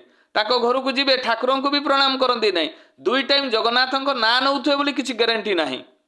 କିନ୍ତୁ ସତ୍ସଙ୍ଗ ଦେଖନ୍ତୁ, 2 ଟାଇମ୍ ଜଗନ୍ନାଥଙ୍କ ନାହିଁ। ଜଗନ୍ନାଥଙ୍କ ନାମ କ'ଣ? ଏଇ ଯେଉଁ ଗୁରୁ ବନ୍ଦନା ଗୁଡ଼ାକ ଆସିଛି ସବୁ ଋଗ୍ବେଦ ଯଜୁର୍ବେଦରୁ ଆସିଛି। ଏପଟୁ ସେପଟୁ କିଛି ଜିନିଷ ଠାକୁର ଦେଇନାହାନ୍ତି। ପ୍ରତ୍ୟେକଟି ଜିନିଷ ବେଦ ବେଦାନ୍ତ ଶାସ୍ତ୍ର ପୁରାଣରୁ ସବୁ ଦେଇଛନ୍ତି। ଆଜି ଦେଖନ୍ତୁ, ଗୁରୁ ବନ୍ଦନାରେ କ'ଣ ଲେଖା ହେଇଛି? ମନ୍ନାଥ ଶ୍ରୀ ଜଗନ୍ନାଥ ମଦ୍ଗୁରୁ ଶ୍ରୀ ଜଗଦ୍ଗୁରୁ ମଦାତ୍ମା ସର୍ବଭୂତାତ୍ମା ତସ୍ମୈ ଶ୍ରୀ ଗୁରୁବେ ନମଃ। ଅଖଣ୍ଡ ମଣ୍ଡଳାକାରମ୍ ବ୍ୟକ୍ତମ୍ ଯେନ ଚରାଚରମ୍। ତାହେଲେ କିଏ ବ୍ୟକ୍ତମ୍ ଯେନ ଚରାଚରମ୍? କିଏ ଅଖଣ୍ଡ ମଣ୍ଡଳାକାରମ୍? କିଏ? এই ସ୍ୱୟଂ ନାରାୟଣ, ସ୍ୱୟଂ ବିଷ୍ଣୁ। ତାହେଲେ ଦେଖନ୍ତୁ, ଏଇ 33 କୋଟି ଦେବାଦେବୀଙ୍କୁ ଆମେ ସ୍ମରଣା କରୁଛେ ପ୍ରାର୍ଥନା ଦେଇ, କାହାରିକୁ ବାଦ ଦେଉନାହୁଁ। ତାହେଲେ ସତ୍ସଙ୍ଗ କ'ଣ ଅଲଗା ସଂସ୍ଥା? ଆମେ ବହୁତ ଲୋକ ଭାବନ୍ତି ଯେ ଏଇଟା ଜୟଗୁରୁ ସଂସ୍ଥା। ଜୟଗୁରୁ ସଂସ୍ଥା ଆଜ୍ଞା କୌଣସି ନୁହେଁ। ସର୍ବସାଧାରଣ ବ୍ୟାପୀ ସମସ୍ତେ ଏହି ସତ୍ସଙ୍ଗକୁ ଆସିପାରିବେ। ସମସ୍ତେ ଯିଏ ଦୀକ୍ଷା ନେଉ ବା ନ ନେଉ, ସମସ୍ତେ ସତ୍ସଙ୍ଗରେ ଭାଗ ନେବାର ଆବଶ୍ୟକତା ରହିଛି। ତେଣୁ ସତ୍ସଙ୍ଗ କୌଣସି ଅଲଗା ଜିନିଷ ନୁହେଁ। ସେଇଥିପାଇଁ ତ ଯୁଗ ଯୁଗ ଧରିକିରି ଆସିଛନ୍ତି ପରମପିତା ପୁରୁଷୋତ୍ତମ, ଏବଂ ଏଇ ମଣିଷମାନଙ୍କୁ ବଞ୍ଚେଇବା ପାଇଁ ତାଙ୍କର ଲୀଳା। କିନ୍ତୁ ଆମେମାନେ ବୁଝିପାରୁନୁ। ଆମେ ଭାବୁ ବୋଧେ ଏଇଟା ସତ୍ସଙ୍ଗ ଗୋଟେ କୌଣସି ଅଲଗା ସଂସ୍ଥା। ସେଇଥିପାଇଁ ତ ସତ୍ସଙ୍ଗରେ ଏଇ ଯେଉଁ ନାମର ମହତ୍ଵ କଥା ମୁଁ କହୁଥିଲି, ଏଇ ଯେଉଁ ନାମଟି ଯେତେବେଳେ ଆମେ 24 ଘଣ୍ଟା ଆମେ ଜପ କରିବା ଏବଂ ତାଙ୍କୁ ସମର୍ପିତ ଭାବ ଦେବା, ସମର୍ପିତ ଭାବ ନଦେଲା ପର୍ଯ୍ୟନ୍ତ ଆମେ କିଛି ପାଇବା ନାହିଁ। ଏବଂ ତାଙ୍କୁ ଯଦି ଆମେ ସମର୍ପିତ ଭାବ ଦେବା, ତାହେଲେ ଆମେ ଯଦି ସମର୍ପିତ ହେଇଯିବା, ତାଙ୍କ ନିର୍ଦ୍ଦେଶଟାକୁ ପାଳନ କରିବା, ତାଙ୍କ ପ୍ରତି ଯଦି ଝୁଙ୍କ ଥିବ, ତାହେଲେ ପୂର୍ବ ଜନ୍ମର କର୍ମଫଳ ସେଗୁଡ଼ାକ ବି ଖଣ୍ଡନ ହେଇଯାଏ। କିନ୍ତୁ ଆମର ଗଭୀର ବିଶ୍ୱାସ ନଥିବ, ତାଙ୍କର କର୍ମଟାକୁ ଆମେ କରୁନଥିବା, ତାଙ୍କ ପ୍ରତି ଆମର ଝୁଙ୍କ ନଥିବ, ତାହେଲେ କିଛି ବି ପାଇବା ନାହିଁ। ସେଇଥିପାଇଁ ତ ଠାକୁର କହିଲେ, ନା କରେ ଯେ ପେତେ ଚାହିଁ ଦୁଃଖ ତାର ପିଛେ ଥାଏ। ସେଇଭଳିଆ ଗୀତାରେ ଗୋଟେ ଦେଇଛି ବାଣୀ। କ'ଣ ଦିଆହେଇଛି? ଯେ ସର୍ବଧର୍ମଂ ପରିତ୍ୟଜ୍ୟ ମାମେକଂ ଶରଣଂ ବ୍ରଜ ଅହଂ ତଂ ସର୍ବ ପାପେ ମୋକ୍ଷମାପ ଶୁଚ। ଦେଖନ୍ତୁ କେତେ ସୁନ୍ଦର ସ୍ୱୟଂ ପ୍ରଭୁ କୃଷ୍ଣ ଅର୍ଜୁନକୁ ବୁଝାଉଛନ୍ତି ଯେ ତୁ ସମସ୍ତଙ୍କୁ ତ୍ୟାଗ କରିକିନା, ତ୍ୟାଗ ମାନେ କ'ଣ ରାମଙ୍କୁ ଛାଡ଼ିବା କଥା କହୁଛନ୍ତି? ନା, ପୂର୍ବ ଯେତେ ବି ଗୁରୁ ଅଛନ୍ତି, ଯେତେ ବି ପୁରୁଷୋତ୍ତମ ଅଛନ୍ତି, ସବୁଗୁଡ଼ାକ ସ୍ୱୟଂ ପ୍ରଭୁ କୃଷ୍ଣ ଭିତରେ ସମାହିତ। ଆମେ ଯେଉଁ ଠାକୁର ଅନୁକୂଳ ଚନ୍ଦ୍ରଙ୍କ ଦୀକ୍ଷା ନେଇ ଠାକୁରଙ୍କୁ ଆମେ ପୂଜା କରୁଛେ, ଏଇ ପୂର୍ବ ଯେତେ ବି ତାଙ୍କର ଅଛନ୍ତି ପୁରୁଷୋତ୍ତମ, ସବୁ ତାଙ୍କ ସହିତ ସମାହିତ। ଆମେ ଯଦି ତାଙ୍କୁ ପୂଜା କରୁ ତାହେଲେ 33 କୋଟି ଦେବାଦେବୀ ପୂଜା ପାଆନ୍ତି। ଆମେ ଯଦି ଗୁରୁଙ୍କୁ ପୂଜା କରୁ 33 କୋଟି ଦେବାଦେବୀ ପୂଜା ପାଆନ୍ତି। ସେଇଟା ଗୀତାରେ ଶ୍ରୀକୃଷ୍ଣ କହିଦେଲେ ଯେ ତୁ ସବୁ ଧର୍ମଟାକୁ ତ୍ୟାଗ କରି ତୁ ମୋତେ ଅନୁସରଣ କର, ତୁ ମୋତେ ବିଶ୍ୱାସ କର, ତୋର ପୂର୍ବର ଜନ୍ମ ଫଳ ସବୁ ଖଣ୍ଡନ କରିଦେବି, ତୋତେ ଚିନ୍ତା କରିବା ପାଇଁ ହେବ ନାହିଁ। ତାହେଲେ ଦେଖନ୍ତୁ, ସେଇଠି ଠାକୁର କହିଲେ ତୁ ଗୋ ହତ୍ୟା କରିଥା, ନାରୀ ହତ୍ୟା କରିଥା, ବ୍ରହ୍ମ ହତ୍ୟା କରିଥା, ତୁ ଯାହା ବି କରିଥା ନା କାହିଁକି, ତୁ ମୋ ପାଖରେ ଶରଣ ନେ, ଦେଖିବୁ ତୋର ସବୁ ପାପ ତାପ ସବୁ ପୁଞ୍ଛିଦେବି। ଦେଖନ୍ତୁ ସେମ୍ କଥା କେତେ ସୁନ୍ଦର ଭାବରେ କହିଛି। ଆଉ ଏଇ କଥାଟି ଠାକୁରଙ୍କର ନିଜର ମୁଖର କଥା। ଏମିତି କଥା ଆଜି ପର୍ଯ୍ୟନ୍ତ କୌଣସି ପୁରୁଷୋତ୍ତମ କହିନାହାନ୍ତି। ତାହେଲେ ଚିନ୍ତା କରନ୍ତୁ, ମାନେ ନାମଟା ସବୁବେଳେ ହେଇଥିବ। ଆମେ ଖାଲି ମୂର୍ତ୍ତି ପୂଜା, ମନ୍ଦିର, କେନ୍ଦ୍ର, ବିହାର, ଉତ୍ସବ, ବିଭିନ୍ନ ପ୍ରକାର ପୂଜା, ଆରାଧନା, ହୋମ, ଯଜ୍ଞ, ଏଇଥିରେ ସବୁବେଳେ ମାତିଛୁ। ମଣିଷ ସେବା, ଜନସେବା ଏଇଗୁଡ଼ାକ ଆମର ଆଜି ହେଉନାହିଁ। ଏଗୁଡ଼ାକ ଆମର ଆଜି ହେଉନାହିଁ। ଯେତେବେଳେ ଆପଣ ଜାଣିଛନ୍ତି ରାମକୃଷ୍ଣ ଠାକୁର ସେତେ କେମିତି ହେଲେ ରାମକୃଷ୍ଣ ଠାକୁର? ଖାଲିଟିରେ ତ ହେଲେ ନାହିଁ। ତାଙ୍କର ଗୁରୁ ଥିଲେ ତତାପୁରୀ। ସେ ଦେଖିଲେ ରାମକୃଷ୍ଣ ସେ କାଳୀ ମାଙ୍କ ଭିତରେ ଖାଲି ନିବିଡ଼ ଭକ୍ତି ଏବଂ ଏତେ ଭକ୍ତି ନିଜ ହାତରୁ ରାମକୃଷ୍ଣ ଠାକୁରଙ୍କ ନିଜ ହାତରୁ କାଳୀ ମା ଖାଇ ଦେଉଥିଲେ। ଯାହା ଦେଉଥିଲେ ସେ ଗ୍ରହଣ କରୁଥିଲେ, ଅନ୍ନ ବି ଖାଉଥିଲେ। ଏବଂ ସେ ଦିନେ ଦେଖିଲେ ଯେ କାଳୀ ମାଙ୍କ ପାଖରେ ସେ ପୁରା ସମାହିତ ହେଇଯାଉଛନ୍ତି। ତତାପୁରୀ ତାଙ୍କର ଗୁରୁ ରାମକୃଷ୍ଣ ଠାକୁରଙ୍କର ଗୁରୁ ସେ ଦେଖିଲେ ସମାହିତ ହେଇଯାଉଛନ୍ତି। ସେତେବେଳେ ଚିନ୍ତା କଲେ ଇଏ ଯଦି ଏଇ ଭିତରେ ମାତିକିନା ରହିବ ତାହେଲେ ଏ ସୃଷ୍ଟି ରକ୍ଷା ପାଇବ କେମିତି? ଇଏ ତ ସ୍ୱୟଂ ପୁରୁଷୋତ୍ତମ। ତାଙ୍କୁ ଏଇ ଭିତରୁ କାଢ଼ିବା ପାଇଁ ପଡ଼ିବ, ଏଇ ମାୟାରୁ କାଢ଼ିବା ପାଇଁ ପଡ଼ିବ। ସେ କ'ଣ କଲେ, ପାଖରେ ଥିଲା ଗୋଟେ କାଚ ଖଣ୍ଡିଆଟି, ତାକୁ ଧରି କାଳୀ ମାଙ୍କ ବେକଟାକୁ କାଟି ଦେଇଥିଲେ ଏବଂ ତାଙ୍କୁ ଆଣି ନାମର ପ୍ରଭାବ ତାଙ୍କୁ ଶିଖେଇଥିଲେ ଏବଂ ତାପରେ ଦେଖିବେ ଯେ ରାମକୃଷ୍ଣ ଠାକୁର ହେଇଥିଲେ। ତାହେଲେ এই ଗୁରୁଙ୍କର ନିର୍ଦ୍ଦେଶଟାକୁ ଯେତେବେଳେ ଆମେ ପାଳନ କରୁ ସେତେବେଳେ ଯାଇ ଆମେ ସର୍ବଶକ୍ତିମାନ ହଉ। କିନ୍ତୁ ଯଦି ଗୁରୁଙ୍କର ନିର୍ଦ୍ଦେଶଟାକୁ ଆମେ ପାଳନ ନ କରିବା ଆମେ ସର୍ବଶକ୍ତିମାନ ହେବା କେମିତି? ସେଇଥିପାଇଁ ତ ନାମଟା ସବୁବେଳେ ପ୍ରମାଣ ରହିଛି। ମୁଁ ଗୋଟେ ଗୋଟେ ଛୋଟ ଛୋଟ ପ୍ରମାଣ ଗୁଡ଼ାକ ଦେଉଛି ଯେ ନାମର ମହତ୍ଵ କେମିତି। ଯେ ଶ୍ରୀପତି ମଣ୍ଡଳ ଦା, ଆମେ ଜାଣିଛୁ ଶ୍ରୀପତି ମଣ୍ଡଳ ଦା ସିଏ ଜଣେ ଟିପୋବାଲା ଲୋକ, ପାଠଶାଠ କିଛି ପଢ଼ି ନାହାନ୍ତି, କିନ୍ତୁ ସିଏ ଠାକୁରଙ୍କର ଦୀକ୍ଷା ନେଇଛନ୍ତି 3 ବର୍ଷ ହେଲାଣି। କିନ୍ତୁ ତାଙ୍କର ବଂଶର ଯେତେ ଭାଇମାନେ ବା ଯେତେ ବି ତାଙ୍କର ବନ୍ଧୁବାନ୍ଧବ ଅଛନ୍ତି ସେମାନେ ସବୁ କୂଳଗୁରୁଙ୍କର ପୂଜା କରନ୍ତି। କୂଳ ପରମ୍ପରା ଗୋଟେ ରହିଛି, ସେଇ କୂଳଗୁରୁଙ୍କୁ ହିଁ ସେ ପୂଜା କରନ୍ତି ଏବଂ କୂଳଗୁରୁ ବର୍ଷରେ 3 ଥର 4 ଥର ଏମିତି ଆସନ୍ତି ପ୍ରତ୍ୟେକ ଘରକୁ। ତ ଶ୍ରୀପତି ମଣ୍ଡଳ ଦାଙ୍କ ଘରକୁ ବି କୂଳଗୁରୁ ଆସନ୍ତି, କିନ୍ତୁ କୂଳଗୁରୁଙ୍କ ପାଖରେ ସେ ଦୀକ୍ଷା ନେଲେ ନାହିଁ। ଏବଂ ସେ ନେଲେ କାହାର ଦୀକ୍ଷା? ଯେ ପୁରୁଷୋତ୍ତମ ଶିଶି ଠାକୁର ଅନୁକୂଳ ଚନ୍ଦ୍ରଙ୍କର। 3 ବର୍ଷ ହେଲାଣି ସେ ଦୀକ୍ଷା ନେଇ ପ୍ରତ୍ୟେକ ମାସ ସତ୍ସଙ୍ଗ କରନ୍ତି।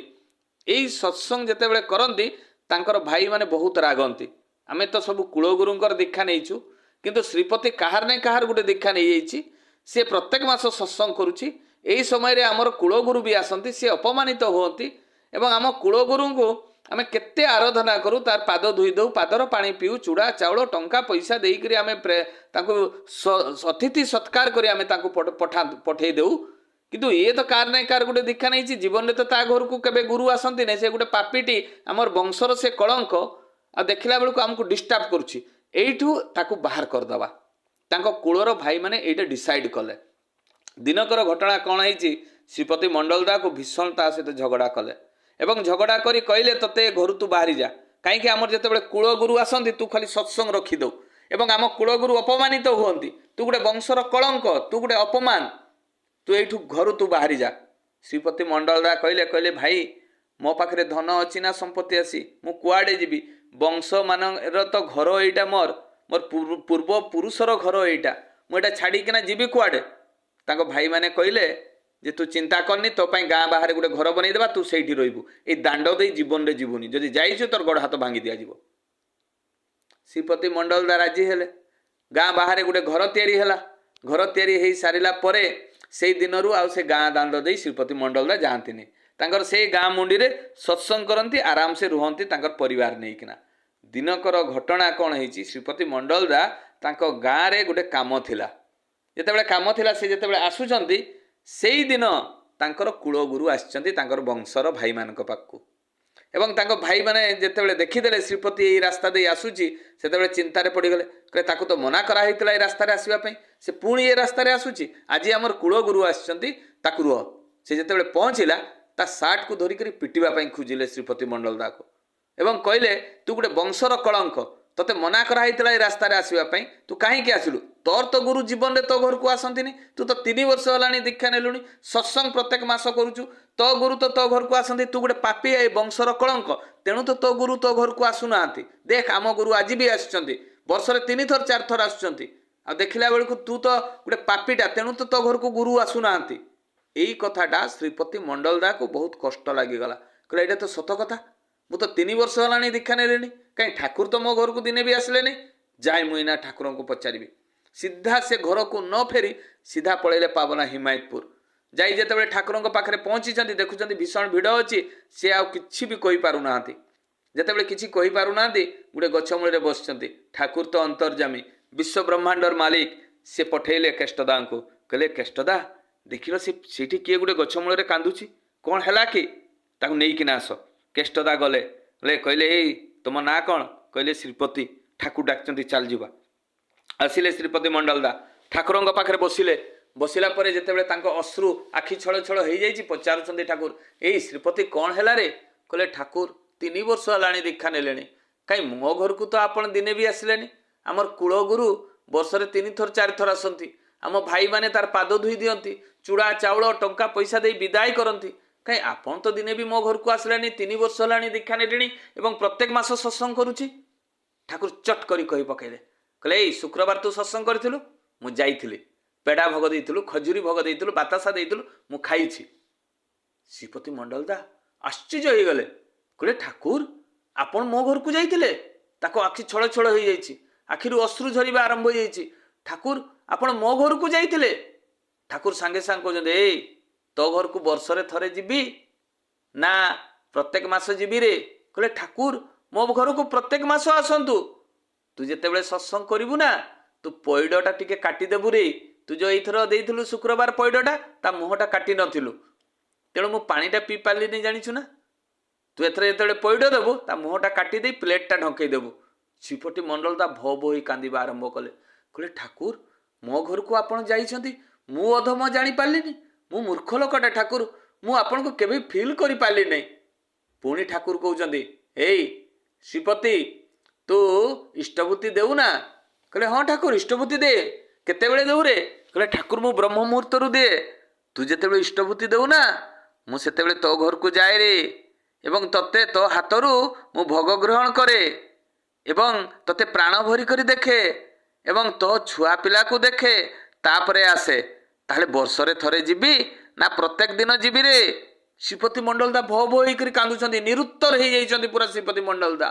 कहले ठाकुर मो घर को आपण प्रत्येक दिन आसंतु एई जो ठाकुर को आम इष्टभूति दऊ इष्टभूति कौन पैसा नुहे से पैसा मंत्र रे लिखाई कौन लिखाई जे तुमरी भोगर लगी इष्टभूति अर्घ दउची इष्टभूति माने आम ठाकुर को गोटे सेव फल भी दे पारिबा पेड़ा भी दे पारिबा फूल भी दे पारिबा ठाकुर को पाउंस भी देइछंती ठाकुर ग्रहण करछंती बाली देइछंती ठाकुर ग्रहण करछंती ठाकुर को आम जहा देवा ठाकुर ग्रहण करिवे भोग माने आम जहाँ भी भोग निवेदन करवा ठाकुर ग्रहण करेंगे कि से भोगटा गोटे मास पर आम देवघर को पठे पारे तेणु तो भोगर विनिमय आम करूँ जदि गोटे सेवफल आम देउचे ताने मासरे 30टा सेवफल होउची 30टा सेवफल केते केजी 3 केजी निहाती हो 3 केजी हो ताले गोटे सेव माने केजी केते सेवफल केजी केते 100 टଙ୍କା 150 टଙ୍କା थिबो ताने 300 टଙ୍କା होउची 3 किलो सेवफलर दाम जदि आम गोटे गोटे दऊ ताने मासरे 3 किलो दउचे सेवफल ताले हमर इष्टभूति केते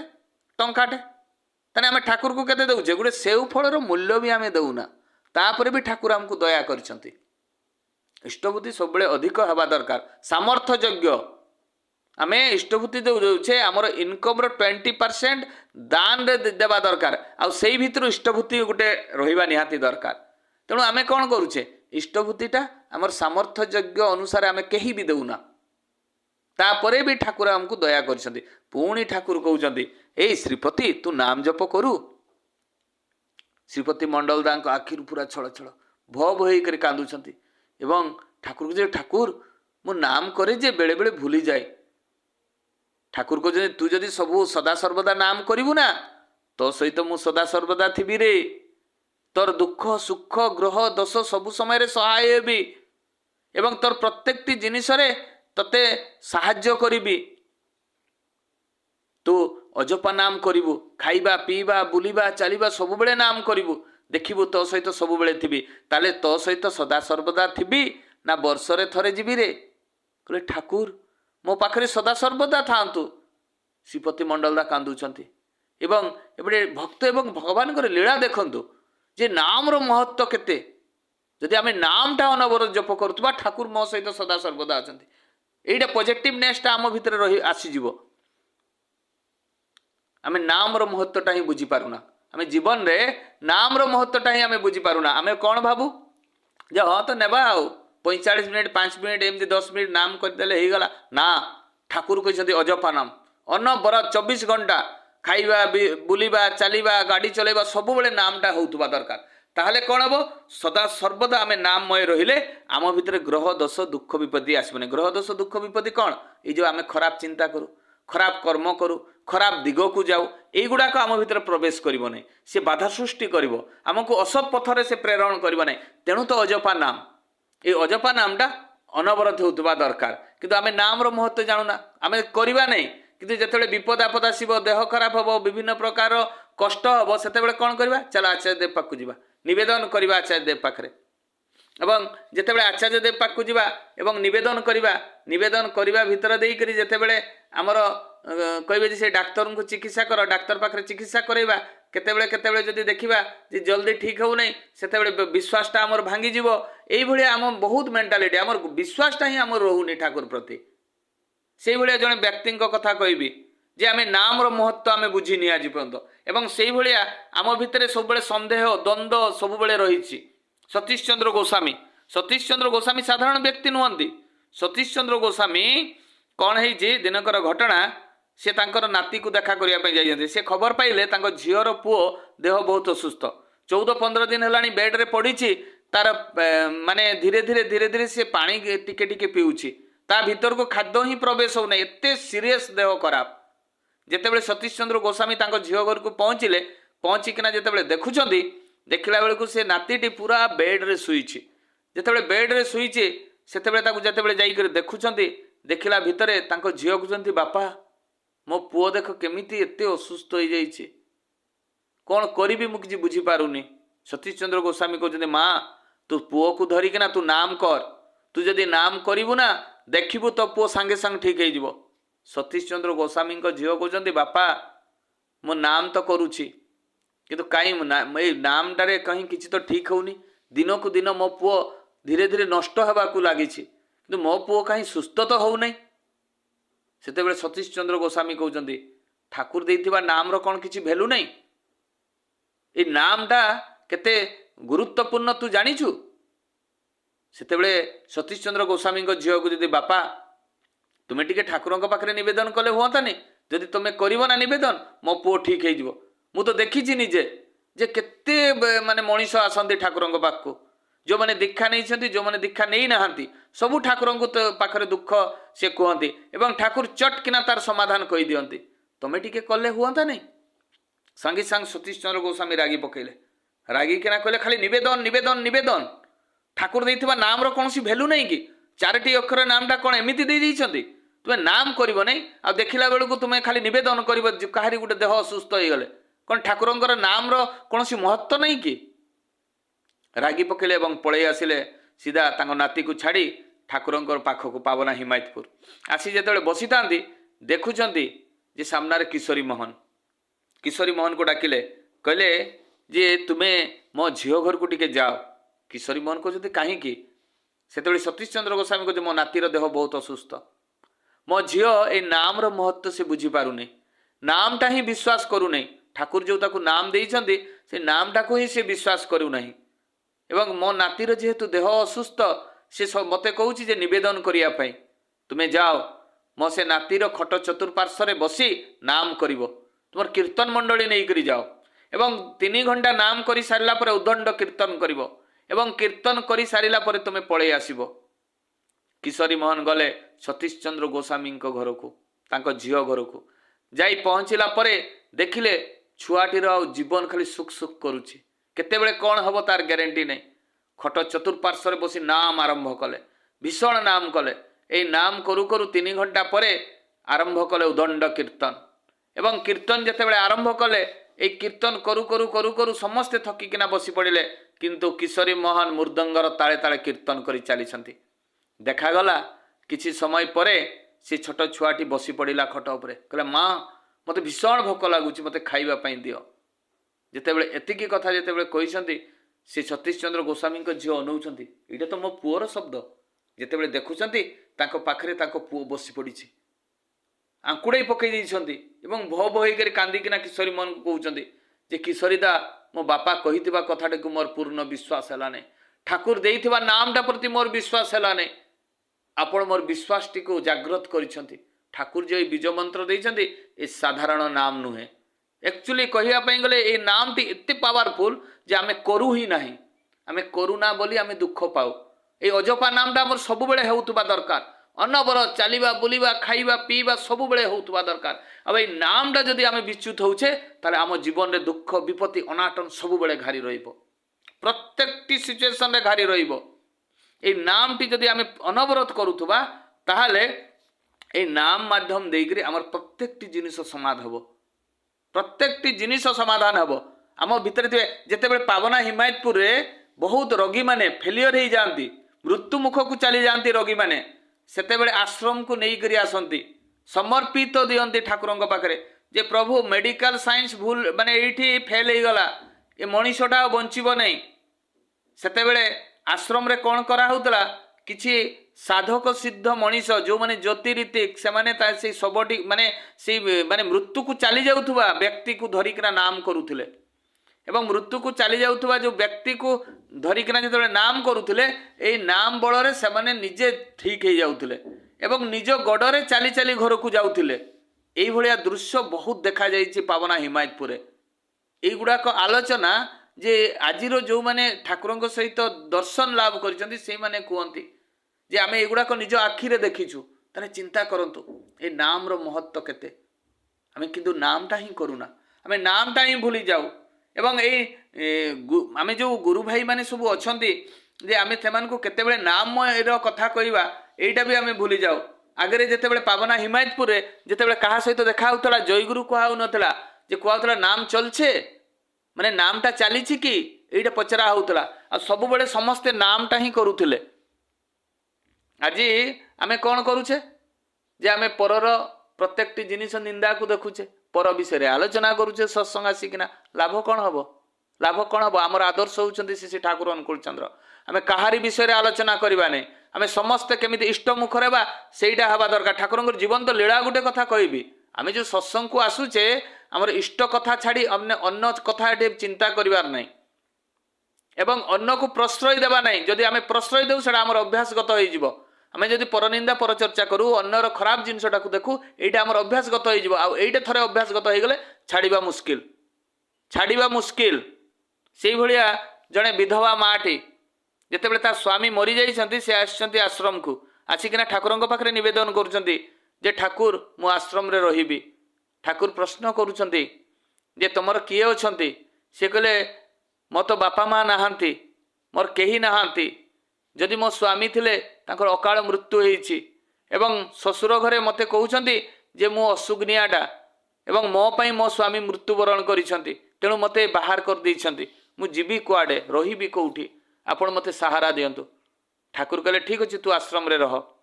ଆଶ୍ରମରେ କିଛି ଦିନ ରହିଲା ପରେ ସେ ଆଶ୍ରମରେ ଯାହା ବିଧିବିଧାନ ନିୟମ ନୀତି ତ ପାଳନ କରୁଥିଲେ, କିଛି ଦିନ ପରେ ସେ ମାଆଟିକୁ କହୁଛନ୍ତି ଯେ ମା ତୁ ଏ ଶାଢ଼ୀ ଗୁଡ଼ାକ ନେଇଯା, ନେଇକରି ତୁ ପିନ୍ଧିବୁ ଯା ଏବଂ ପିନ୍ଧିକିନା ମୋ ପାଖରେ ଆସି ଠିଆ ହେବୁ।